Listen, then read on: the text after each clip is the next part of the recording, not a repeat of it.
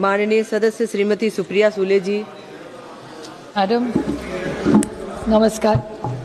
आज प्रवास आणि वाहतूक याच्यावर माझा 0 आवर आहे। मॅडम, प्रवास आणि वाहतुकीमध्ये व्यापार, आर्थिक विकास, नोकरी, कनेक्टिव्हिटी याच्यासाठी खरं तर आपण कनेक्टिव्हिटीसाठी प्रवास आणि वाहतुकाचा एवढं मोठं जाळं या देशात झालंय। रेल्वे असेल, विमान असेल, रस्ते असतील, ह्याची सुरक्षितता ही खूप महत्त्वाची झालेली आहे। सातत्याने माननीय गडकरी साहेब ही रोड सेफ्टीबद्दल आम्हालाही सगळ्या खासदारांना सांगत असतात, मीटिंग्स घ्या आणि त्याच्यामध्ये जातीने लक्ष घाला। तसंच रेल्वे बाबतीत सातत्याने रेल्वेचाही CAG रिपोर्ट आलेला आहे आणि आज दुर्दैवाने वेग वाढल्यामुळे अनेक ठिकाणी आज रेल्वेचा असेल किंवा गाडीचे असतील किंवा विमानाचे ॲक्सिडेंट जातात। योगायोग बघा, माझ्या भावाला जाऊन आज बरोबर 2 महिने झाले। 28 जानेवारीला माझ्या भावाचं प्लेन क्रॅश झालं।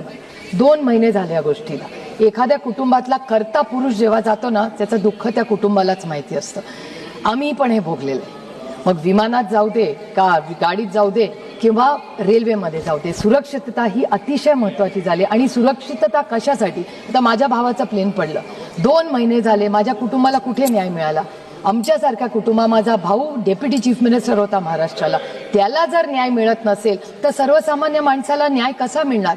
माझ्या भावाचा, मोठ्या भावाचा मुलगा रोहित म्हणजे पक्षांमध्ये केला आणि मी जाहीरपणे अरविंदजी इथे बसलेत, अरविंदजींचे, काँग्रेस पक्षाचे, DMK, सपा सगळ्या पक्षांनी, मला याच्यात राजकारण आणायचं नाही, पण एक FIR करायला रोहित पवारला जंग करावी लागली। आमच्या राज्यांनी तर महाराष्ट्रात घेतलाच नाही, पण अनेक राज्यांमध्ये जाऊन त्यांनी विनवण्या केल्या की FIR करा आणि आमच्या काकाला म्हणजे अजित पवारांना न्याय मिळू द्या। एक FIR करायला एवढी अडचण, आणि जर या देशाच्या डेप्युटी चीफ मिनिस्टरची जेव्हा एवढा मोठा ऍक्सिडेंट होतो त्याचा FIR होत नाही तर सामान्य माणसांनी जायचं कुठे?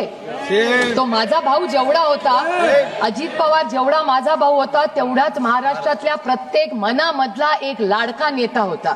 तर आज एवढ्या मोठ्या नेत्याचा एवढा मोठा ऍक्सिडेंट झाल्यावर इन्क्वायरी व्हायला नको? माझी विनम्र हात जोडून महाराष्ट्र आणि भारत सरकारच्या एवढीच विनंती आहे की पारदर्शक इन्क्वायरी व्हावी सगळ्याच ऍक्सिडेंटची। मग तो अहमदाबादचा क्रॅश असू दे, हेलिकॉप्टर क्रॅशमध्ये COD बिपिन राऊत गेले तो असू दे, मध्ये ॲम्ब्युलन्सचा एक क्रॅश झाला एअर ॲम्ब्युलन्स झारखंडला, किंवा अजित पवारांचं विमान पडलेलं, हा न्याय हा समानच असला पाहिजे प्रत्येक कुटुंब।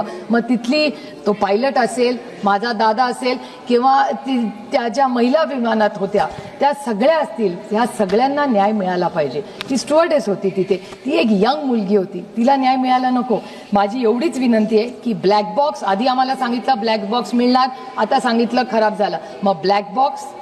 रोहित पवारांचे प्रयत्न, महाराष्ट्राच्या माननीय मुख्यमंत्र्यांनी काल याच्यावर स्टेटमेंट केलं, पण माझी एवढीच विनंती आहे महाराष्ट्राच्या माननीय मुख्यमंत्र्यांना की टाइम बाउंड मॅनरमध्ये ही इन्क्वायरी झाली पाहिजे। अनेक प्रश्न आहेत, त्याची उत्तरं सरकारने दिली पाहिजेत आणि अजित पवारांना जी ती केस झाली त्यांच्या विमानाला आणि त्याच्याबरोबर पायलट असेल किंवा जे कोणी त्या विमानात होते त्या प्रत्येक व्यक्तीला न्याय मिळावा अशी विनम्र भारत सरकारकडे माझी विनंती।